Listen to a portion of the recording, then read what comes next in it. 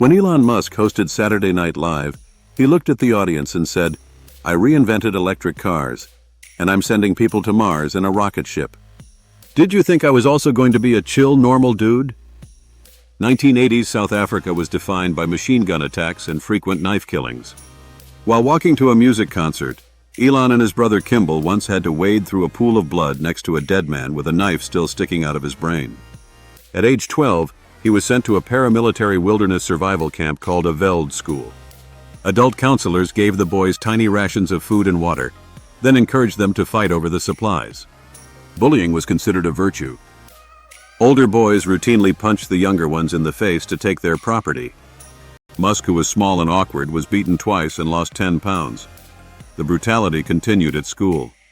After a verbal exchange, a gang of students hunted Musk down, kicked him in the head, and pushed him down a set of concrete steps. They beat him until his face was a swollen mass of flesh. He spent a week in the hospital and required reconstructive surgery on his nose decades later. Grounded. Surviving this environment required a specific adaptation. He learned to anticipate sudden violence by completely shutting down his internal fear response. While the playground provided physical trauma, his father, Errol Musk, provided the emotional damage. When Musk returned from the hospital after the Stairwell beating, his father sided with the bullies. He forced Elon to stand for an hour while he yelled at him, calling him a worthless idiot. To navigate his father's Jekyll and Hyde nature, Musk developed an emotional shutoff valve. He learned to turn off the receptors for empathy and joy to ensure that he could endure his father's hours of unrelenting verbal abuse. While his father provided the trauma, his maternal grandfather, Joshua Haldeman, provided a lineage of reckless adventurism. Haldeman was a man who once traded his car for a plane he didn't know how to fly, then convinced a pilot to teach him on the way home. He eventually packed up his family and moved to South Africa on a whim because he thought the Canadian government had gone soft. This combination of an appetite for danger and an emotional detachment from pain forged a unique psychology. For Musk, extreme existential risk became a comfortable baseline. Suffering from adolescent depression and isolation, Musk found refuge in Douglas Adams' The Hitchhiker's Guide to the Galaxy. He adopted the book's core philosophy that humanity must expand its consciousness to figure out the right questions to ask the universe. Computing offered a second escape. He hounded his father for a Commodore VIC-20 and spent his time teaching himself the logic of programming.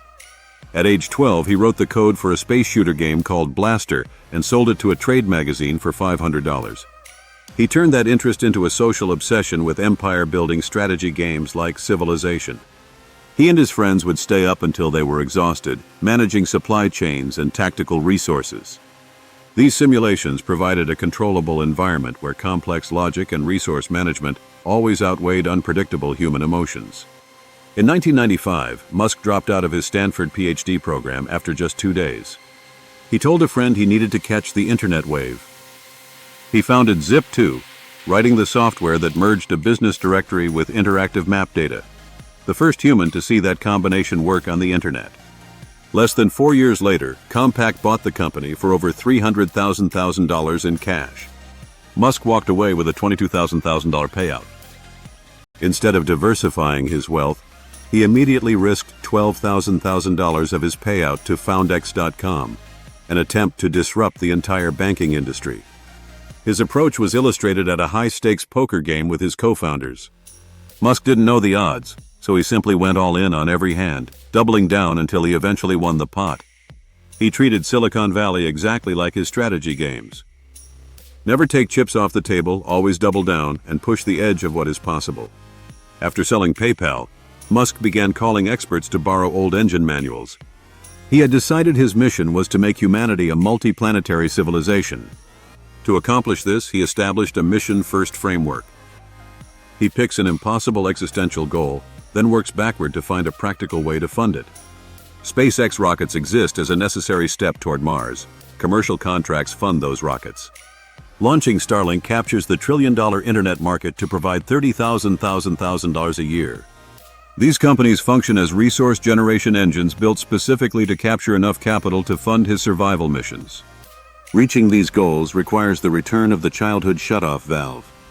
Whenever the grand mission is threatened, Musk enters a state of absolute detached focus that his employees have come to call demon mode. In this mode, he treats his staff like units on a digital map, demanding impossible timelines and firing longtime friends without hesitation if they fall behind the logic of the system. In 2021, he became obsessed with Polytopia, a mobile strategy game about developing technologies and building empires. In these simulations, empathy is a liability that clouds judgment. To win, the player must treat life like a system of rules and become immune to the emotional sting of losing. In 2018, he launched his Tesla Roadster into orbit with a copy of The Hitchhiker's Guide. The quest to reach Mars or save the planet is the final outcome of a childhood spent seeking control. By treating the universe as a strategy game, a traumatized boy finally found a way to stop being afraid.